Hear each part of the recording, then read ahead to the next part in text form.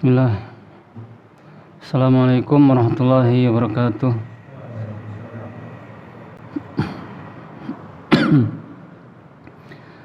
Alhamdulillah alladzi arsala rasulahu bil huda wa dinil haqq liyuzhirahu 'alad dini kullihi wa kafa billahi shahida. Asyhadu an la ilaha illallah wahdahu la syarikalah iqraran bihi wa tauhida wa asyhadu anna Muhammadan abduhu wa rasuluh sallallahu alaihi wa ala alihi wa ashabihi wa sallama tasliman mazida. Allahumma la ilma lana illa ma 'allamtana innaka antal alimul hakim. Allahumma 'allimna ma yanfa'una wanfa'na bima 'allamtana wa zidna ilma. Amma ba'd, fa inna asdaqal hadithi kitabullah wa khairal hadi hadi Muhammadin sallallahu alaihi wasallam wa syarrul umuri muhdatsatuha wa kullu muhdatsatin bid'ah wa kullu bid'atin dhalalah wa kullu dhalalatin finnar. Ma'asyiral muslimin wal muslimat rahimakumullah. Marilah kita bersyukur kepada Allah Subhanahu wa taala atas limpahan nikmat yang dikaruniakan pada kita yang tidak terhingga, sehingga pada malam hari ini kita bisa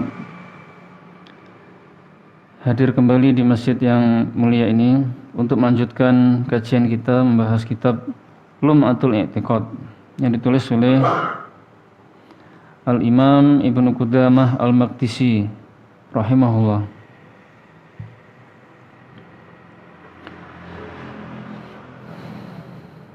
Pertemuan lalu telah dijelaskan bahwasanya Allah Subhanahu wa taala dipuji oleh setiap bahasa dari bahasa-bahasa makhluknya.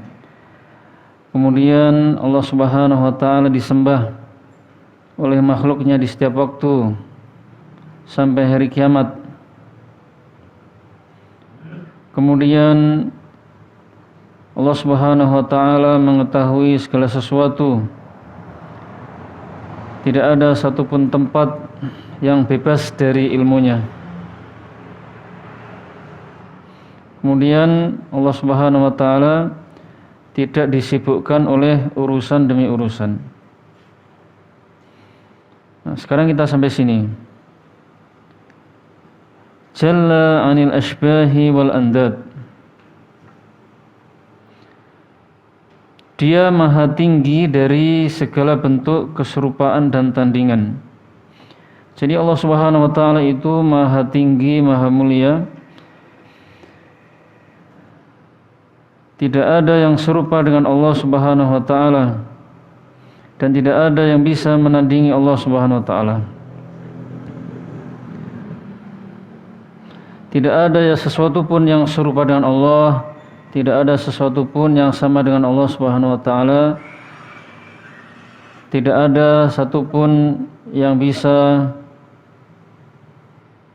menyamai Allah, setara dengan Allah, menandingi Allah Subhanahu wa taala. Allah Subhanahu wa taala berfirman, "Laisa kamitslihi syai' wa huwas samiul basir." Tidak ada sesuatu pun yang menyamainya.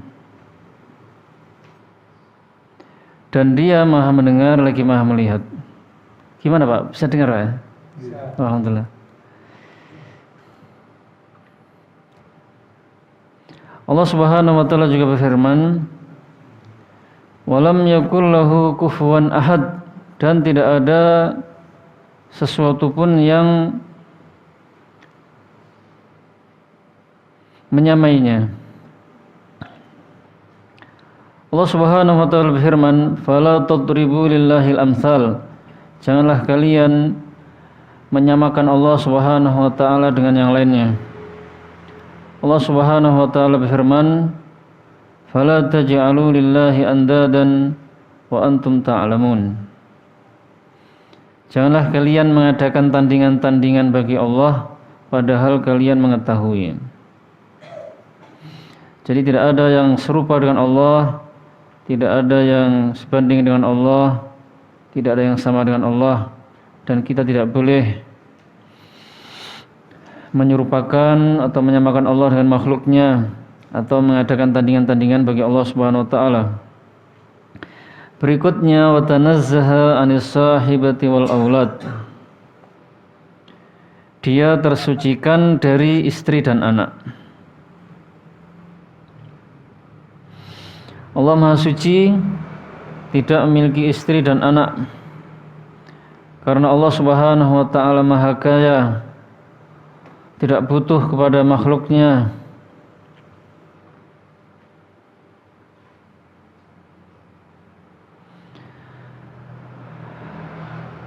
Kalau Allah punya istri, berarti Allah butuh pada istri untuk membantunya.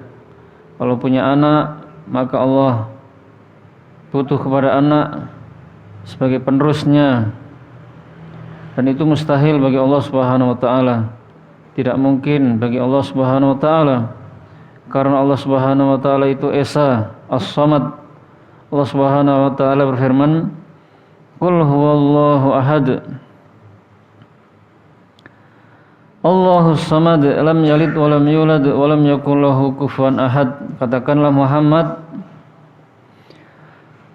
Allah itu Esa, Allah tempat seluruh makhluk bergantung. Dia tidak beranak dan tidak pula diperanakkan, dan tidak ada sesuatu pun yang menyamainya. Allah Subhanahu wa taala juga berfirman, "Anna yakunu lahu waladun wa lam takul lahu sahibah." Bagaimana Allah punya anak sedangkan dia tidak punya istri? Allah Subhanahu wa taala firman, "Wa qalu ittakhadhar rahmanu walada laqad ji'tum syai'an idda takadu samawati yatafattarna minhu wa tanshaqqul ardu wa takhirrul jibalu hadda an da'u lirrahmani walada wa ma yanbaghi lirrahmani an yattakhidha walada." Dan mereka berkata, Allah yang Maha Pengasih mempunyai anak. Sungguh kamu telah membawa sesuatu yang sangat mungkar. Hampir saja langit pecah, gunung terbelah, bumi terbelah, gunung-gunung runtuh karena ucapan itu. Karena mereka menganggap Allah yang Maha Pengasih memiliki anak. Tidak ada seorang pun di langit dan di bumi melainkan akan datang kepada Allah yang Maha Pengasih sebagai seorang hamba. Jadi ayat-ayat tadi menjelaskan Allah tidak punya anak, Allah tidak punya istri, dan itu juga bantahan kepada orang-orang Yahudi, Nasrani, dan orang-orang musyrik jahiliyah dahulu, yang mana orang Yahudi mengatakan Uzair adalah putranya Allah, Isa putranya Allah. Orang-orang musyrik mengatakan para malaikat adalah putri-putrinya Allah. Waalaikumsalam warahmatullahi wabarakatuh. Jangan sampai kita meyakini Allah punya anak atau punya istri, atau mengucapkan Allah punya anak. Jangan sampai kita mengucapkan selamat Natal gitu ya. Gara-gara ucapan Allah punya anak, ucapan selamat Natal, langit-langit hampir terbelah tadi. Bumi-bumi hampir terbelah dan gunung-gunung hampir runtuh gara-gara ucapan seperti itu. Itu sifat sempurna bagi Allah, tidak punya anak, tidak punya istri. Berbeda kalau manusia. Kalau manusia tidak punya istri, tidak punya anak, itu malah kurang gitu. Malah sengsara, tidak bahagia. Tapi kalau punya anak dan punya istri, insya Allah hidupnya lebih bahagia. Istri membantunya, anak membantunya. Istri mencucikan piring, mencuci baju, membersihkan rumah, menyetrika, masakkan. Anak juga begitu, bisa disuruh.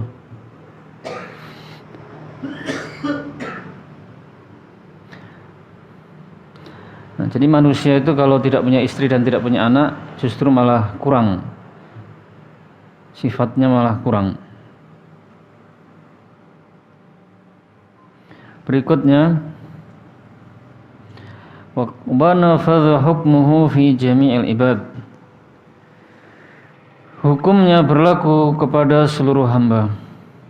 Maksudnya hukumnya di sini adalah hukum takdir. Jadi segala takdir Allah yang Allah tetapkan untuk hamba pasti kena mengenai hamba itu.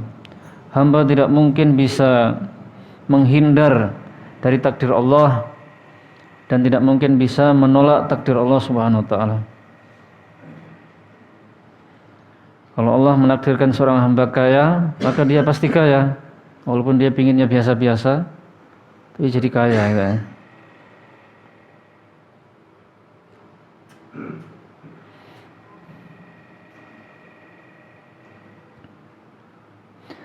Berikutnya, la tumathiluhul uqul bitafkir wa la tatawahhamuhul qulub bitaswir. Akal pikiran tidak bisa menggambarkannya, tidak pula hati bisa membayangkannya dengan hayalan. Jadi bagaimanapun akal itu memikirkan tentang zat Allah seperti apa, tangan Allah itu hakikatnya seperti apa, kaifiyahnya, bentuknya seperti apa, akal tidak akan mampu.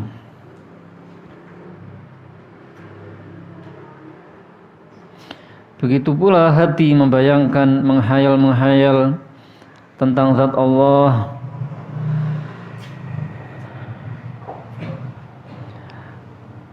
besarnya seberapa, bentuknya bagaimana, seperti apa, hati tidak akan mampu.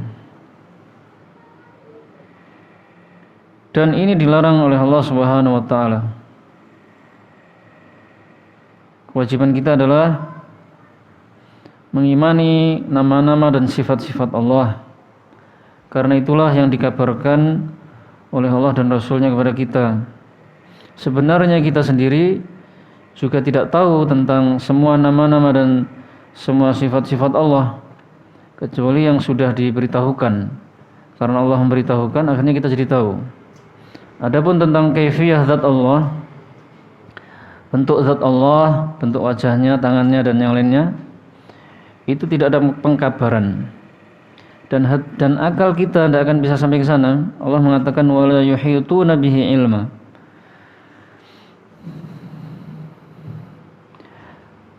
Dan manusia dan mereka makhluk tidak akan bisa menjangkau ilmu Allah.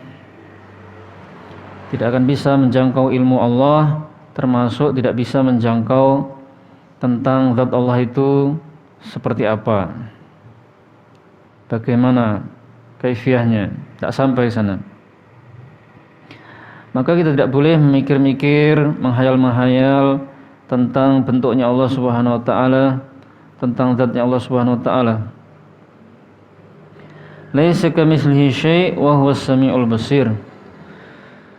Tidak ada sesuatu pun yang serupa dengannya dan dia Maha mendengar lagi Maha melihat. Jadi memang bagaimanapun manusia menggambarkan atau menghayalkan tentang Allah, Allah itu pasti berbeda gitu kan. Pasti salah. Gambaran manusia itu pasti salah. Berikutnya lahul asmaul husna was sifatul ula. Ar-Rahmanu 'alal 'arsy istawa. Lahu ma fis samawati wa ma fil ardi wa ma bainahuma wa ma tahta tsara wa in tajhar bil qawli fa innahu ya'lamu sirra wa akhfa. Dia memiliki nama-nama yang indah dan sifat-sifat yang mulia. Ar-Rahman bersemayam di atas arsy, miliknya segala di langit dan di bumi, serta di antara keduanya juga di perut bumi. Jika kamu mengeraskan suara, sungguh dia mengetahui apa yang nampak dan yang tersembunyi.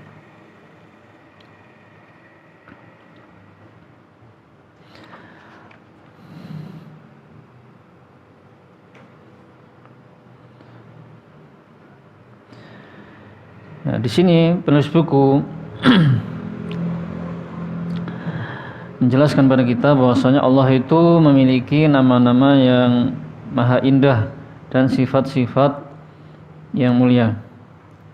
Allah Subhanahu wa taala firman, "Walillahil asmaul husna fad'uuhu biha." Dan Allah memiliki nama-nama yang maha indah, maka berdoalah kepadanya dengannya.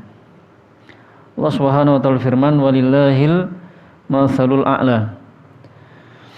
Dan hanyalah Allah yang memiliki sifat-sifat yang maha tinggi.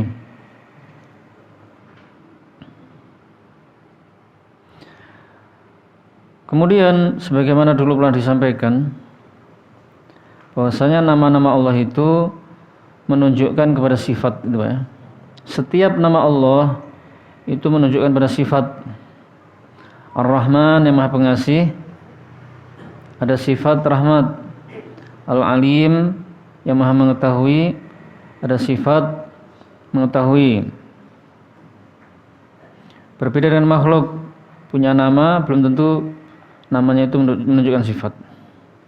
Setiap nama Allah menunjukkan pada sifat, dan tidak setiap sifat Allah menunjukkan pada nama. Ada modelnya sifat saja. Misalnya wa ghadiballahu alaihi, Allah marah kepadanya. Nah, ini marah ini sifat saja, bukan nama.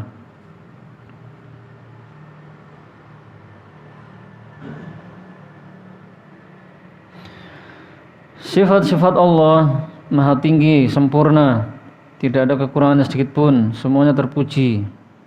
Itu ya. Misalnya sifat rahmat sempurna, sifat kudrah, kekuatan, kemampuan sempurna, tidak ada batasnya. Sifat mengetahui sempurna, sifat hidup juga sempurna, maha tinggi. Di sini dicontohkan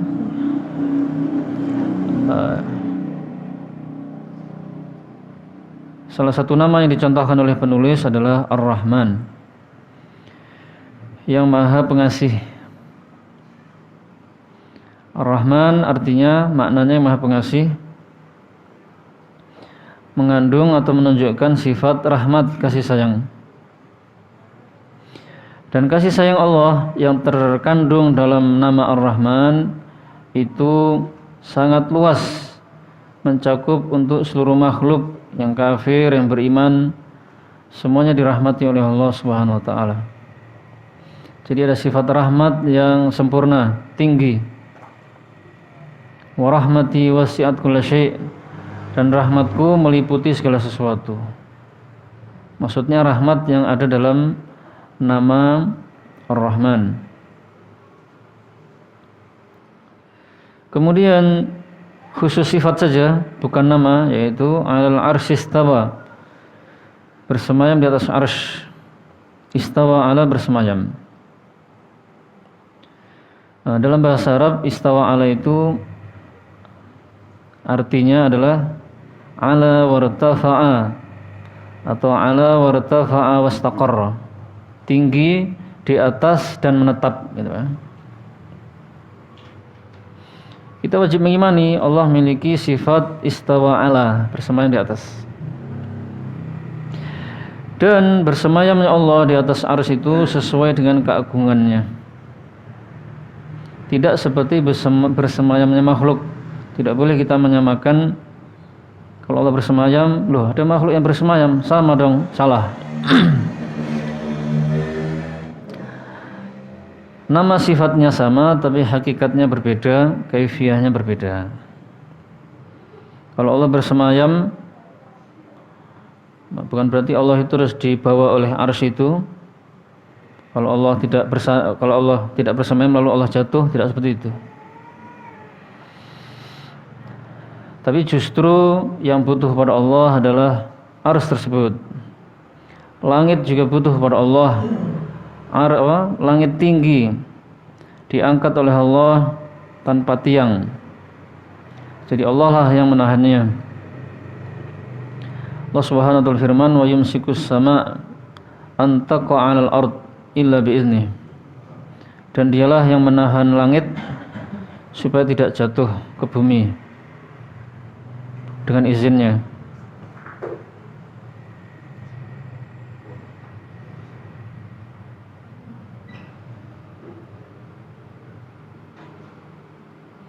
Kemudian sifat berikutnya adalah sifat memiliki. Lahu ma fis samawati wa ma fil ard wa ma bainahuma wa ma tahtas tsara. Allah memilikinya juga sempurna. Semua yang ada di langit dan di bumi dan di antara langit dan bumi dan yang ada di perut bumi, semuanya adalah milik Allah. Berarti malaikat itu milik Allah, matahari, bintang milik Allah, manusia, jin, hewan-hewan, tumbuh-tumbuhan, semuanya milik Allah Subhanahu wa taala. Sifat berikutnya adalah mengetahui. Wa in tajhar bil qawli fa innahu ya'lamu sirra wa akhfa. Allah mengetahui, apapun diketahui oleh Allah. Kita berbicara keras, Allah mengetahui. Kita berbicara pelan, bisik-bisik, Allah mengetahui. Kita berbicara dalam hati, meniatkan sesuatu juga dalam hati, Allah mengetahui. Ahata bi kulli syai'in ilma. Ilmunya meliputi segala sesuatu. Berikutnya, wa qahra kulli makhluqin izzatan wa hukma. Wa wasi'a kulli syai'in rahmatan wa ilma, ya'lamu ma baina aydihim wa ma khalfahum wa la yuhituna bihi ilma. Dia menguasai seluruh makhluk dengan keperkasaan dan hikmah. Rahmat dan ilmunya meliputi segala sesuatu. Dia mengetahui apa yang ada di depan mereka dan apa yang ada di belakang mereka, dan mereka tidak bisa menjangkau ilmunya.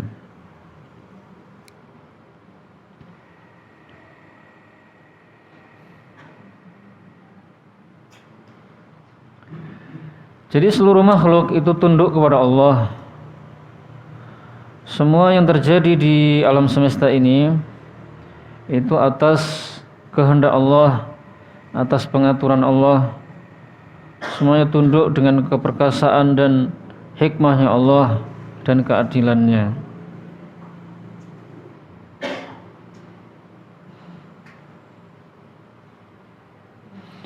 Dan rahmatnya meliputi segala sesuatu.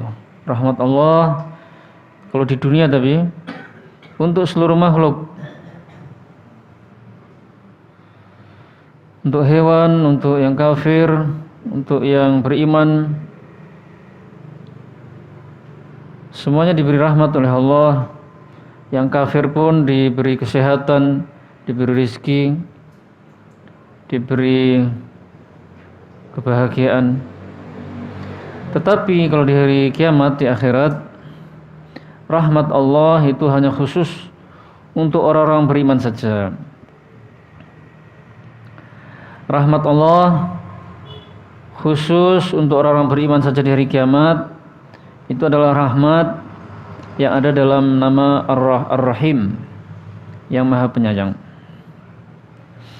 Kemudian ilmu Allah juga meliputi segala sesuatu.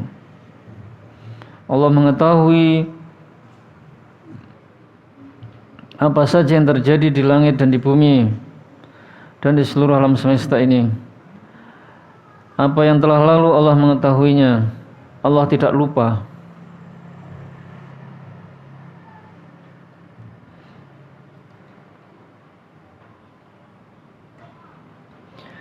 Apa yang akan terjadi di masa datang secara detail Allah juga mengetahuinya.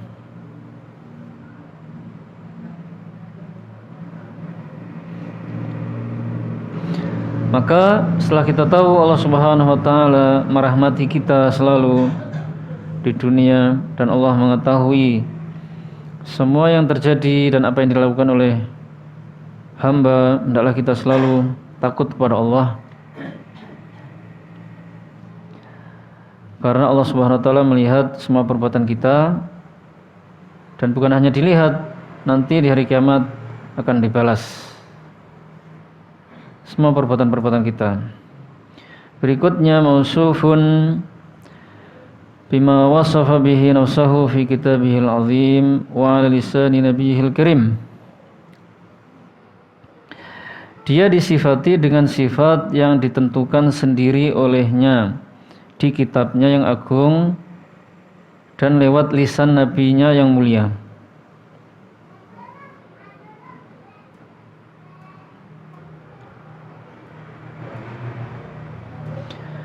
Jadi Allah Subhanahu wa taala disifati dengan sifat ilmu, sifat mengetahui, sifat melihat dan yang lain sebagainya. Itu sudah ditetapkan, ditentukan oleh Allah sendiri di dalam Al-Quran yang disebutkan, Pak. Kemudian ditetapkan juga lewat hadis Nabi SAW. Maka kita wajib mengimani semua sifat-sifat tersebut, baik yang ditentukan di dalam Al-Quran maupun hadis Nabi SAW. Tidak boleh kita membeda-bedakan seperti sebagian ahli bid'ah. Kalau yang di dalam Al-Quran diterima, yang di as-sunnah ditolak, kecuali yang mutawatir.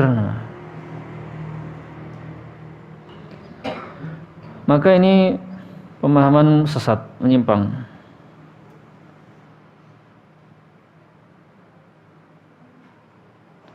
Kewajiban kita adalah tidak membedakan nama-nama dan sifat-sifat Allah yang tertera di dalam Al-Quran dan Sunnah. Selama yang tertera dalam As-Sunnah itu adalah hadis yang sahih, baik itu mutawatir atau ahad. Karena apa yang disampaikan oleh Rasulullah semuanya pasti benar. Semua yang Rasulullah sampaikan adalah berdasarkan wahyu. Wa ma yantiqu 'anil hawa in huwa illa wahyuha. Dia tidak berucap dengan hawa nafsunya. Dia berucap melainkan berdasarkan wahyu yang diwahyukan kepadanya. Wa ma atakumur rasul fakhudhuh wa ma nahakum anhu fantahu. Apa saja yang Rasulullah perintahkan pada kalian maka laksanakanlah, dan apa saja yang beliau larang maka tinggalkanlah.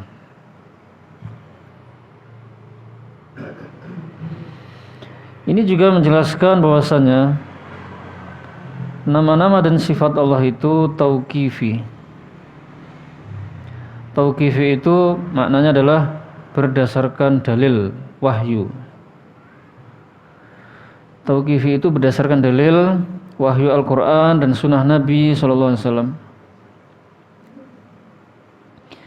Tidak boleh kita menamai Allah dan mensifati Allah dengan sifat-sifat, dengan nama-nama dari karangan-karangan kita sendiri, dari pikiran-pikiran kita atau dari perasaan kita. Seperti orang-orang Yahudi mensifati Allah dengan fakir, mensifati Allah dengan kikir. Kemudian orang Nasrani menamai Allah dengan Tuhan Bapa. Itu tidak disebutkan dalam Al-Quran dan Sunnah. Atau seperti orang-orang filsafat menamai Allah dengan ilah fa'ilah.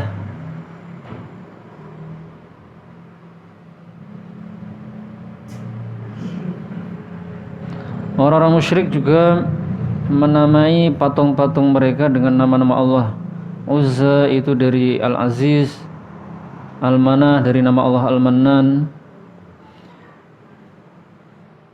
Jadi ada di sana dua, menyerupakan Allah dengan makhluknya, ada juga menyerupakan makhluk dengan Allah. Semuanya haram dan semuanya bahkan kekufuran gitu ya. Jadi yang dilarang bukan hanya kita itu menyerupakan Allah dengan makhluknya, tidak, bukan hanya itu. Menyerupakan Allah dengan makhluknya, contohnya Allah bersemayam, makhluk bersemayam, sama berarti. Nah, ini menyamakan Allah dengan makhluknya. Kalau menyerupakan makhluk dengan Allah, nah, misalnya makhluk itu dinamai dengan nama Allah yang khusus. Ada orang dinamai Ar-Rahman, ada orang dinamai Allah, misal saja. Atau ada patung dinamai Tuhan Bapa. Nah, ini menyamakan makhluk dan Allah dengan nama. Kalau dengan sifat juga bisa. Ada sebagian orang-orang itu mengangkat orang tertentu sampai ke tingkat Tuhan, sampai memiliki sifat seperti sifat Allah Subhanahu wa taala. Ada yang meyakini wali tertentu itu mengatur, padahal mengatur alam semesta itu ikut mengatur alam semesta. Bagian tertentu misalnya. Tetap saja ini menyamakan Allah menyamakan makhluk dengan Allah Subhanahu wa taala. Atau menyamakan yang katanya wali mengetahui hal-hal yang gaib.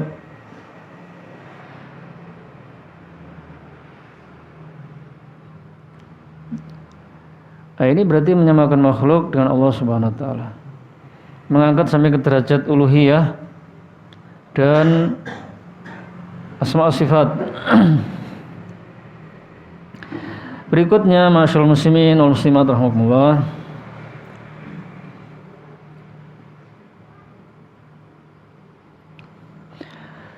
Wa kullu ma jaa fil Qur'ani aw sahha 'anil Mustafa alaihi salam min sifatir Rahman wajib al-imanu bihi wa talaqqihi bit taslim wal qabul wa tarku ta'arudi lahu bir raddi wa ta'wil wa tashbih wa tamthil. Setiap kabar Al-Qur'an dan hadis sahih tentang sifat-sifat Ar-Rahman wajib bagi kita mengimaninya, menerimanya dengan pasrah dan tidak mempertentangkannya dengan menolak, mentakwil, mentasbih dan mentamtsil. Jadi semua yang datang dan yang diberitakan oleh Al-Qur'an dan hadis yang sahih tentang sifat-sifat Allah, kewajiban kita adalah yang pertama mengimaninya. Itu adalah nama-nama dan sifat-sifat Allah. Tidak ragu-ragu, tidak menolaknya. Yang kedua adalah menerimanya. Menerima lafadznya dan maknanya. Bukan hanya lafadznya saja, Pak. Allah, lafadznya kita terima, maknanya adalah al-ma'luh yang disembah. Ar-Rahman, lafadznya kita terima, maknanya yang maha pengasih, memiliki sifat pengasih.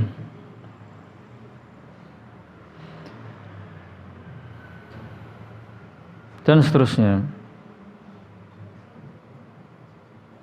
Istawa ala, bersemayam, kita terima lafadznya, maknanya juga kita terima. Maknanya adalah bersemayam. Ala wartafa'a wastaqarra, tinggi di atas dan menetap.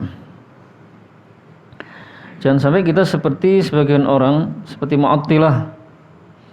Golongan Mu'attilah itu ada yang menolak semuanya, lafadznya ditolak, maknanya juga ditolak.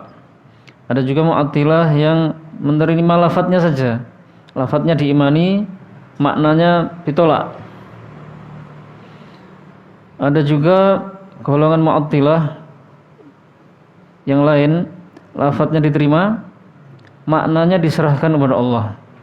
Istawa ala, diterima lafadznya, makna istawa ala wallahu alam, hanya Allah yang tahu, diserahkan. Keliru Kalau makna diketahui, yang tidak diketahui itu kaifiyahnya.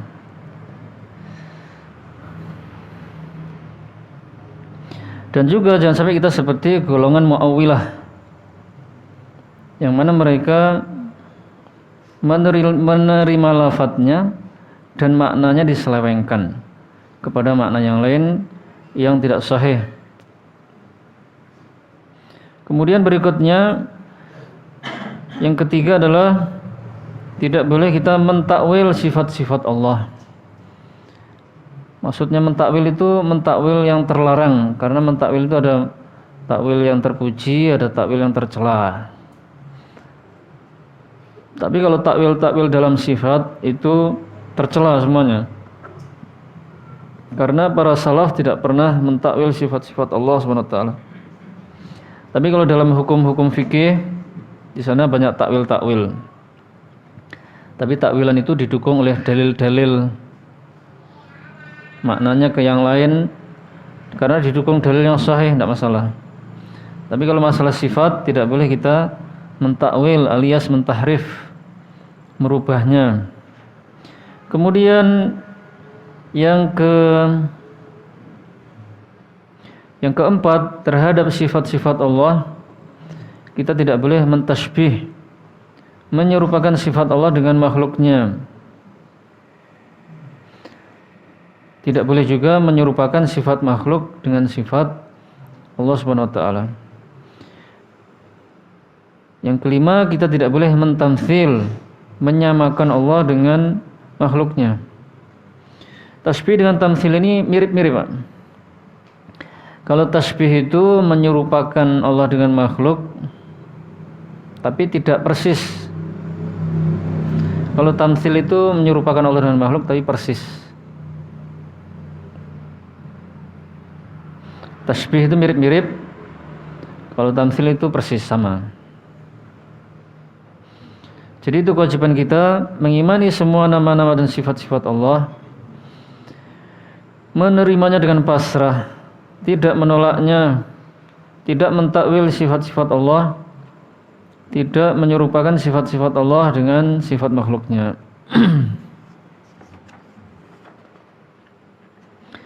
Berikutnya, wa ma asykala min dzalika wajib itsbatuhu lafdhan wa tarku ta'arrud li ma'nah wa naruddu ilmahu ila qailihi wa naj'alu uhdatahu an naqilihi ittiba'an li tariqir rasikhina fil ilm alladzina athnallahu 'alaihim fi kitabihil mubin biqoulihi subhanahu warrasikhuna fil ilmi yaquluna amanna bihi kullu min indi rabbina.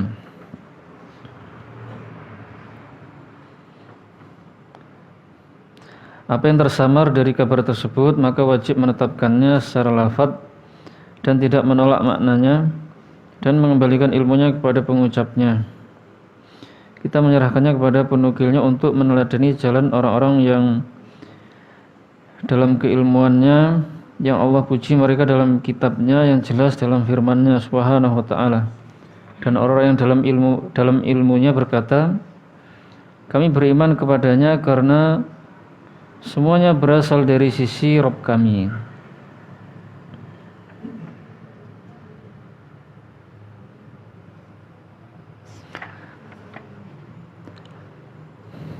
Wa qala fi dhammi muttaqit ta'wil limutasyabihi tanzilih fa ammal ladzina fi qulubihim zaygun fayattabi'una ma tasyabaha minhu ibtigha'al fitnati wa ibtigha'a ta'wilih wa ma ya'lamu ta'wilahu illallah.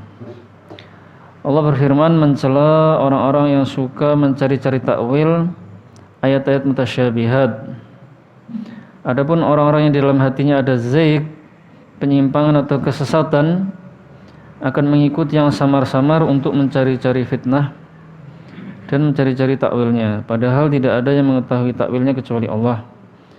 Faja'ala ibtigha'a at-ta'wil 'alamatan al-zaik wa qaranahu ibtigha'il fitnah fi dhammi thumma hajabahum amma amaluh wa qata'a ma'ahum amma qasaduh fi qouli subhanahu ma ya'lamu ta'wilahu illallah. Dia menjadikan mencari-cari takwil sebagai tanda zaik dan mengiringinya dengan mencari-cari fitnah dalam celaan. Kemudian dia menghalangi mereka dari cita-cita itu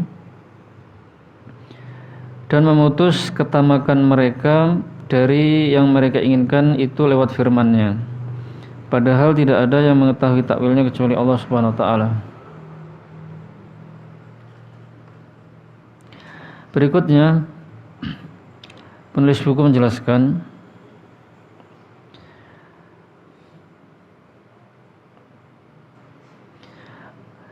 pada kalimat ini, apa yang tersamar dari kabar tersebut maka wajib menetapkannya secara lafadz dan tidak menolak maknanya dan mengembalikan ilmunya kepada pengucapnya. Kalimat ini dikritik oleh Syekh Shalih Fauzan bin Abdullah Al-Fauzan, bahwasanya kalau makna itu tidak dikembalikan kepada Allah. Kalau makna diketahui, yadahu, kedua tangannya diketahui maknanya, Pak ya. Tapi yang diserahkan kepada Allah itu kaifiyahnya, bentuk, cara atau hakikat dari sifat Allah itu seperti apa, itu yang diserahkan, karena hanya Allah yang tahu. Tapi beliau mengatakan ini mungkin maksudnya beliau bukan seperti itu. Kita berhusnudzan saja. Maksudnya menyerahkan maknanya kepada Allah itu Maksudnya tata caranya. Tata cara atau kaifiyah sifat Allah itulah yang diserahkan.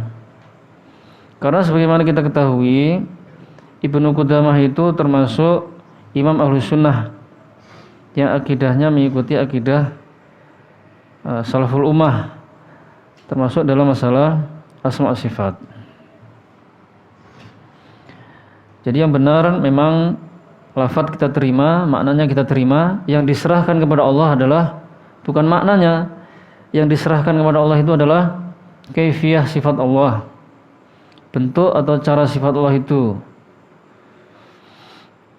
Tata cara sifat Allah, tata cara bersemayamnya, bentuknya seperti apa, itulah yang kita serahkan kepada Allah Subhanahu wa taala. Dan begitulah seluruh sifat-sifat Allah, kaifiyahnya atau hakikatnya, itulah yang kita serahkan.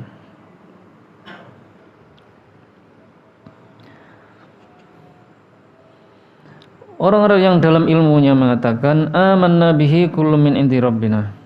Semuanya nas-nas tentang asma wa sifat kita imani semuanya dari Allah. Lafaz dan maknanya diimani. Adapun tata caranya, kaifiyahnya memang diserahkan kepada Allah Subhanahu wa taala. Kemudian Allah Subhanahu wa taala mencela orang-orang yang suka mentakwil-takwil sifat-sifat Allah dan menggunakan ayat-ayat mutasyabihat.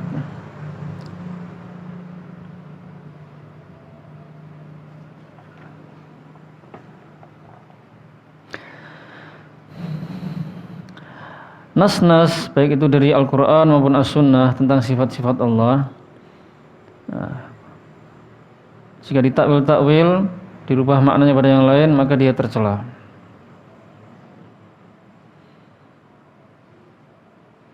Itulah kebiasaan ahli bid'ah, suka mentakwil-takwil dan suka menggunakan dalil yang umum dan yang mutasyabihat. Menggunakan dalil umum, sedangkan dalil-dalil khusus yang mengkhususkan dalil yang umum itu ditinggalkan. Dalil-dalil yang mutasyabihat diambil, dalil-dalil yang muhkam ditinggalkan, tidak dipakai. Nah, ayat-ayat yang mutasyabihat itu maksudnya memang ada dalam Al-Quran dan hadis Nabi SAW.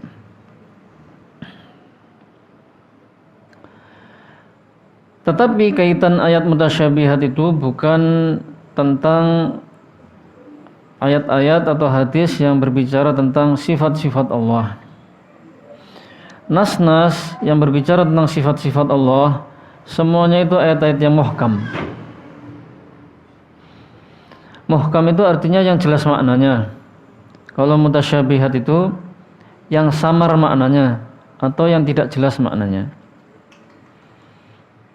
Jadi ayat-ayat tentang sifat Allah, hadis-hadis tentang sifat Allah, semuanya muhkam. Yang mutasyabihat itu pemahaman sebagian orangnya yang keliru dalam memahami.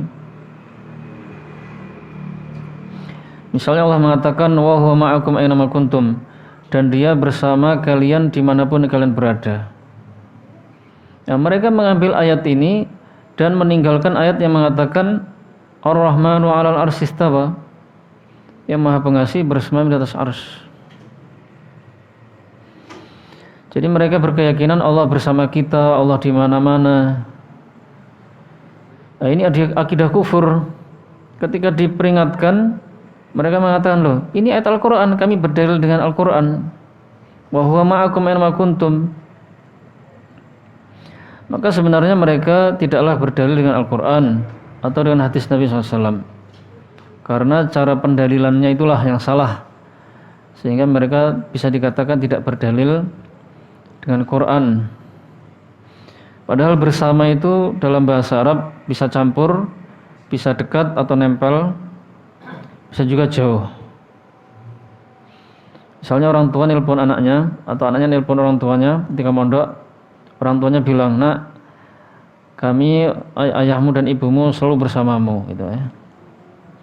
Bersama ini ternyata jauh, orang tuanya di rumahnya, anaknya di pondok jauh.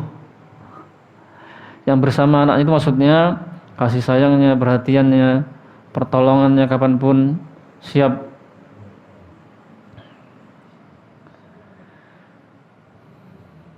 Jadi memang kaidah yang ditetapkan ahlu sunnah, orang-orang yang dalam ilmunya, ayat-ayat mutasyabih itu dikembalikan kepada ayat yang muhkam, supaya maknanya jelas. Tapi tadi bukan ayat mutasyabihat Pak ya, karena bersama itu jelas maknanya, bukan samar, bukan campur. Jauh Allah di atas. Dan juga berdasarkan dalil akal serta fitrah. Kalau dalil dari nas itu banyak sekali Pak ya. Kalau Allah itu di atas dan bersemayam itu banyak sekali. Kalau dalil akal, akal semuanya menetapkan Allah itu di atas. Karena yang mulia itu ya di atas, kalau di bawah atau campur itu ya rendah berarti. Kemudian secara fitrah juga kita sering melihat ketika orang-orang itu terkena musibah yang sangat berat dan mereka hampir mati atau mereka akan mati sudah, maka hati mereka itu tertuju ke atas. Hatinya itu mengarah ke langit, maksudnya ke atas, minta tolong. Tidak noleh ke kanan, ke kiri. Hatinya tidak mengarah ke patung-patung atau wali yang disembah selain Allah, tidak seperti itu. Nah, itu fitrah seperti itu. Sekalipun orang ateis itu yang mau gak ada Tuhan, ketika ada musibah itu dia, loh, kok hati saya mengarah ke atas otomatis gitu. Aduh, gimana sebenarnya di sini? Kok bisa saya itu minta tolong ke atas? Ada cerita seperti itu emang.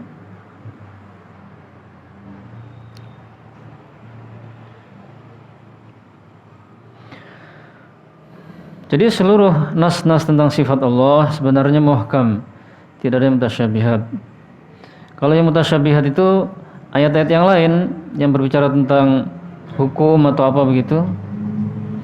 Contohnya penetapan masuknya Ramadan, masuknya hari raya, itu kan dengan ru'yatul hilal.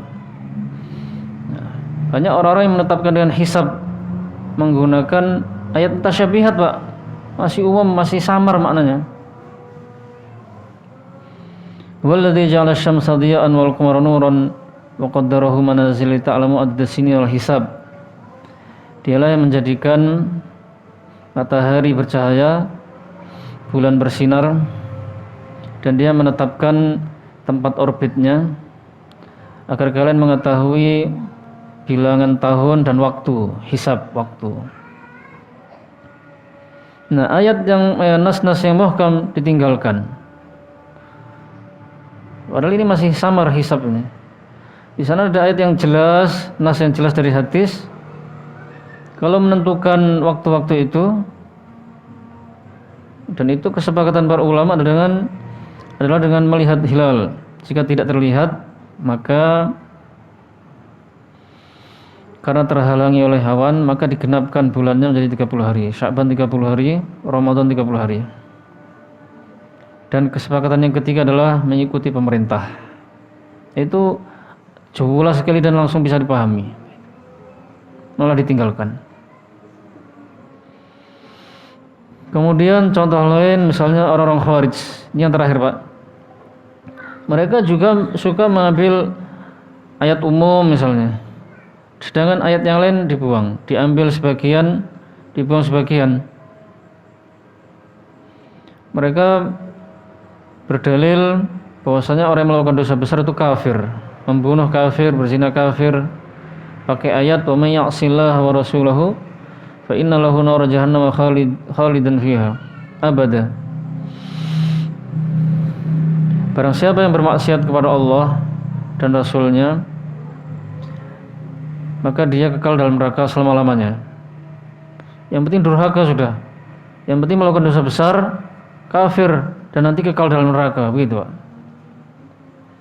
Mereka juga menggunakan ayat wa may yaqtul mu'minan muta'ammidan fajazauhu jahannam khalidan fiha. Siapa yang membunuh orang beriman dengan sengaja, maka balasan baginya adalah neraka jahanam, dia kekal di dalamnya. Mereka membuang ayat yang mengkhususkan ayat tadi, pengecualian ayat itu. Innallaha la yaghfiru ay yushraka bihi wa yaghfiru ma duna dzalika liman yasha. Sesungguhnya Allah tidak akan mengampuni dosa syirik dan Dia mengampuni dosa selain syirik bagi yang dikehendakinya. Berarti yang tidak diampuni adalah dosa syirik. Dalam ayat yang lain ada lagi dosa kufur yang gak akan masuk surga selama-lamanya. Berarti dosa selain syirik dan kufur ini masih di bawah kehendak Allah. Kalau Allah menghendaki, Allah menyiksanya, tapi tidak kekal dalam neraka. Dan jika Allah menghendaki, Allah mengampuninya tanpa menyiksanya. Kajian sampai sini kita akhiri. Subhanakallahumma wa bihamdika asyhadu an la ilaha illa anta astaghfiruka wa atubu ilaik. Wassalamualaikum warahmatullahi wabarakatuh.